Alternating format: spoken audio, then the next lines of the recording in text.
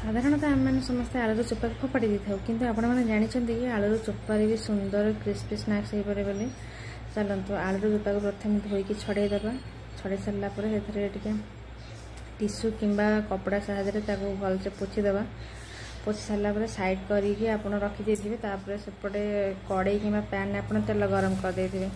तेल गरम हो सारापर बाकी रखि आलू को पकई छाणीदेवे। ब्राउन कलर है ब्राउन कलर है पर्यटन छाणी ने ब्राउन कलर है छाणी काढ़ीदेवे।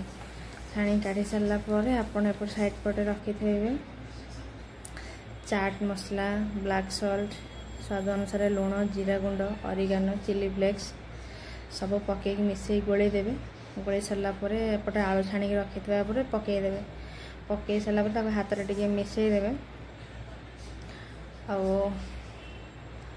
नहीं आपण मैंने टमाटो सॉस किंबा चिली सॉस द्वारा आपण मैंने भी खाई पारे। आपण मानक केमती लगे मतलब कमेंट कर जानवे। मत तो बहुत भल लगे वीडियो भल लगे लाइक शेयर सब्सक्राइब तो निहाती करेंगे। जय जगन्नाथ। आपण मैंने आगुरी जानी कि एमती हो पारे बोली जदि भी जानी कमेंट करी मत